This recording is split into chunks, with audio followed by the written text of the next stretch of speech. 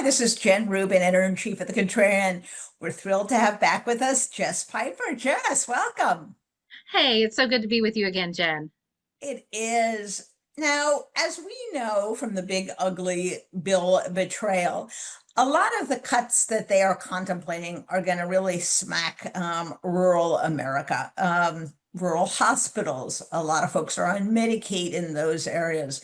Now they're taking away funding from NPR and PBS. Are those cuts or the prospect of those cuts registering yet with people in your neck of the woods? For sure, the Medicaid cuts are registering. I know that it seems like a lot of them are going to be put off until the midterms, but things like there are a lot of people, farmers especially, and people like me who are self-employed who go through the ACA, who use the marketplace. Yep. And I don't know if a lot of people know, but those subsidies that came through with ARPA and the Inflation Reduction Act are likely to be cut at the end of the year. So that means someone like me, I just lost my health insurance. I went to the marketplace a couple years ago and it was around $1,400 a month and I couldn't afford it. And after Biden and the bipartisan bill, I was able to get health insurance for less than 500 a month. And so I have been insured for over a year now. And my farmer friends have been as well. And it's going to price us out. We won't be able to have insurance anymore. Absolutely. And when the Medicaid cuts do hit, how does that affect the rural hospitals? Are those in danger? Have they already begun to close? It seems like they've been on tenterhooks for a while now. Yeah. Yeah, we have. We've had a GOP supermajority in Missouri for 22 years, and we've lost 19 rural hospitals, and we have 10 more that are on the chopping block. And it's completely dependent on Medicaid. It's completely dependent on these federal funds coming in. So you saw someone like Josh Hawley, and I think maybe we talked about this before, where he acted like he was worried about Medicaid. He was actually worried about the fact that Missouri will now have to cover our portion of Medicaid because it won't be coming from the federal funds. And he's afraid that his rich friends won't get, a tax cut if we have to budget for Medicaid. But the simple fact is that it's going to harm every Missourian because hospitals are going to close. But 40% of the births in this state are on Medicaid. 2 in 3 people in nursing homes are using Medicaid. So this is going to impact everyone. When you lose a hospital, small communities fold. Nurses and administrators and doctors move away. And so it causes a ripple effect, besides the fact that we have to drive 2.5 hours for specialized care. Unreal, unreal. Now, when most people say NPR, they think about, some sophisticate in New York City, in a luxury apartment turning on NPR to hear the latest news. But in fact, NPR plays a really important role in the lives of very ordinary Americans, and particularly in rural America. What does that role entail, and what's going to happen if some of these local stations, as appears to be the case, are just going to close down? Yeah, well, we already lack a lot of local coverage. And NPR, when people think of NPR, they think of, listening to the radio. But actually, in my neck of the woods, it's producing a whole lot of local journalism. There was a big expose today from Kansas City NPR where they were talking about a school choice organization who has basically purchased a couple of lawmakers who are writing bills to terrorize people on school boards. And had NPR not been available, we wouldn't know any of this. So if I went and knocked doors in my neighborhood and said, "Hey, do you listen to NPR?" Probably not. Do you read NPR? Absolutely. And PBS is obviously there for everybody. I mean, everybody's kids watches, they all watch Sesame Street. They all, watch Arthur and all those things. So it's a big hit to us, but especially in our print journalism. Absolutely. And of course, you guys face, as many places do, extreme weather in the Midwest.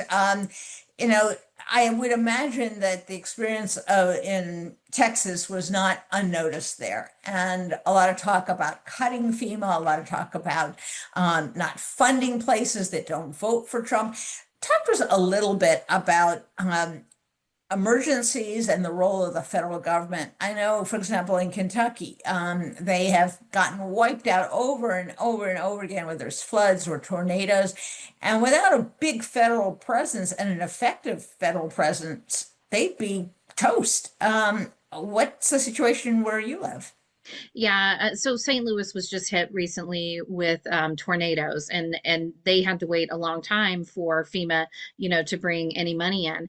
And if I went out and talked about FEMA to voters, I might not get much of a reaction. But you mentioned weather, and that's very important where I live. And every older man around here who might be a Trump voter has a rain gauge on his back deck, and he knows exactly what's going on with the weather. Well, I think they've cut about 25% of the staff, at the National Weather Service. That's making a huge impact. I was just talking to a friend today and she said, "Did you notice they're getting everything wrong with the rain?" And I said, "I did. Yesterday I didn't water my garden because I was waiting on the rain. It said 80%. It never came." And so people they're noticing things like that. They're noticing little deficiencies. We've always been able to count on local weather reports. And now something's wrong. And so Yeah. if you talk to people about that, they recognize that and they understand that. And then you draw the connection to, well, did you know he cut 25% of their budget and the people who were reporting on the weather? Well, although the Republicans seem to be giving people lots of reasons to flee from them, of course, people have to have somebody to flee to. And this gets to your perennial concern, and that is Democrats have to show up. Are they beginning to show up? And if they do, what should they be saying to people to get them to wake up and figure out what the Republicans are doing to them? Yeah, I travel the entire heartland and I talk to rural Democrats. I'm not talking to Republicans. I'm talking to rural Democrats and trying to be a cheerleader for them and their communities and tell them you have got to get into your communities. You have to have a nominee on every single ballot, on every single race across the state, because the reason we contest every race is not because we can win them all. It's because we are getting out in the community and they are hearing our voice. Now, I could go out and knock doors and talk to a regular Republican and talk to him about Epstein, and he's going to think I'm nuts. He's going to say, "What are you even talking about? I don't know what you're talking about." But if I told him, "Did you see how much ground beef was at Walmart? Did you see it's $9 a pound for ground beef? Did you see that our coffee that I bought for 4.88 for years is now 5.94?" And they know that groceries are absolutely decimating my neighbors. My water bill went up by 100% a couple of months ago. 100%. The energy companies are telling us we're going to have to raise rates. It's untenable. These people can't absorb any more of these costs. And then you say to them, you don't have one Democrat representing you, right? Not your state, not your sheriff, not your assessor, not your rep, not your senator, not your federal senator, not your president. Now, who are you going to blame for this? And that's why we need someone knocking doors and talking to their neighbors. Absolutely. And are they beginning to show up? They've got you, which is probably the best thing the Democrats have going. But are actual candidates beginning to show up? Do you see some signs that in 2026 there are going to be more Democrats on the ballot? Yeah, I spoke in this little town called Harlan, Iowa last weekend, and I woke up to a Facebook post where the Iowa GOP was just dragging me. And they were like, "We don't know who this Jess Piper is, some failed candidate from Missouri. What's she doing up here talking to people in Iowa?" But at that event, there were 8 Democratic candidates. 8. And the news showed up, 2 different news organizations. And so that's what it takes is for people to see all these people are running in places I can vote for them. We are going to contest everything. And it just gives me goosebumps because we have walked away from rural areas for so long. And as Democrats, we really do have to take our part in this. We walked away thinking we could win with urban and suburban areas. And it wasn't true. It was never true. And every single community is worth contesting. And so to see people coming back and talking to their neighbors about things that are important to their neighbors, it's going to change. And this is the only way to make change. And it's hard and it's difficult. It's really tough work, but we're doing it. Absolutely. And you think about a Senate race, even if they lose voters in your area by 30 points, it's better than losing by 50 points because those votes count too. They count just as much as the ones that are in, the big cities.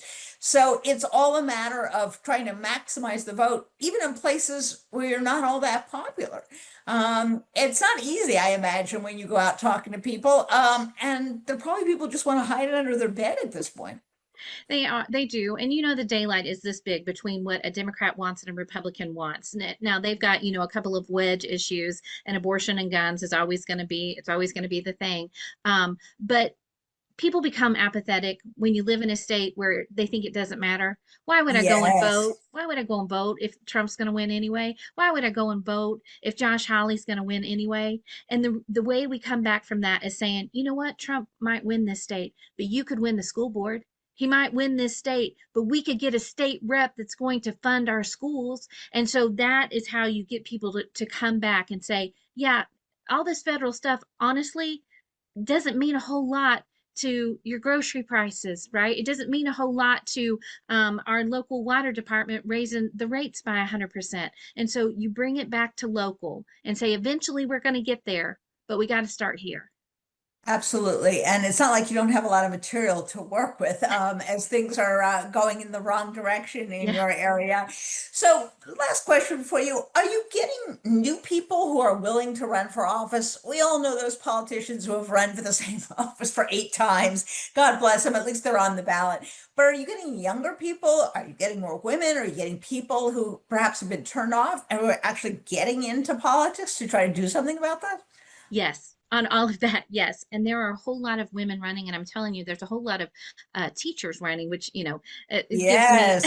a lot of hope. But I'll tell you a real quick story. There is a woman, her name is Randy, and she's Randy McCallion. She's way down in the Boot Hill, one of the reddest and poorest districts in the entire state, run by Jason Smith, who is on the Ways and Means Committee. But anyway, she ran against him, and she lost. She lost pretty badly. But what she did, she ran 2 cycles, and she went out and she recruited candidates to run for state reps, state senate, city council. Almost all of them were women. So they contested almost every state rep district by having a woman like Randy saying, you know what, I'm going to lose. But if I'm going to lose, I'm going to do the work, and I'm going to bring a whole lot of people, and we are going to make a difference. So I'm seeing it. There's excitement in these tiny little rural spaces.